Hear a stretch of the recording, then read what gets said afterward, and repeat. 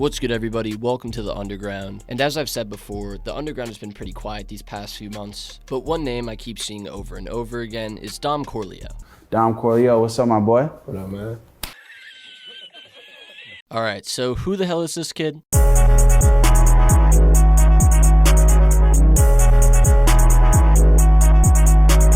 So Dom Corleo is a 20-year-old artist coming out of the Sacramento and the Bay Area in California, and the guy's clearly been involved in the underground for 4 or 5 years at this point. His earliest SoundCloud track, Quarterback, was dropped during November of 2018, and through the next few years, Dom Corleo would have songs with Sofago, Benji Cold, Zangang. I could go on and on, but it's pretty clear that the dude was tapped in. My bro Kanye going far in football, he gon' be a star. I know Javen, he gon' keep on grinding. One thing that I can see Dom is really good at, similar to Drake, is taking the sound of another artist and doing it, I don't want to say better than the original artist, but pretty damn good. In early 2022, he dropped the project Forgive Me for My Sins, which a lot of people have described as a Travis Scott-inspired project. You got Ginseng, obviously inspired by Young Lean, and more recently, Dom's semi-breakout hit, Penthouse Shorty, which I think sounds a lot like Destroy Lonely. And I'm not saying any of this is shit on Dom. I do think he's a good artist, and I do think that he has a cool sound. And especially today, it's obviously very hard to find a completely original sound. But I think that if Dom really gets in his bag and comes up with something super original, it will take him to the next level, because for him,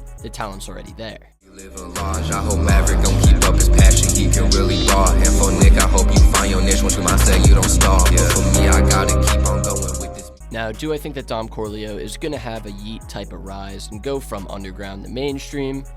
Probably not. But hear me out, Dom Corleo fans, let me explain. Now, as I've already said, the dude clearly has talent, he can make good music, he can perform, he's clearly fantastic at networking, all things that record labels today highly value. But, going back to the point that I made earlier, Dom's good at taking the sounds of other artists and doing them himself, maybe adding a little bit of a twist onto it, but in his music you can definitely hear which artist he's influenced by. But because this is the way that he makes music, I don't think that Dom's gonna go mainstream with this sound. I think he's gonna generate a pretty big audience for himself, and he's gonna be a significant underground artist. But the only real way I think Dom could go mainstream is if a label picked him up, helped him make a bunch of hit songs, and then marketed the absolute shit out of him. And to quote Dom's recent interview with Our Generation Music, talking about cult fan bases, he said, "I want everything with me to be organic and not artificial. Nothing fake.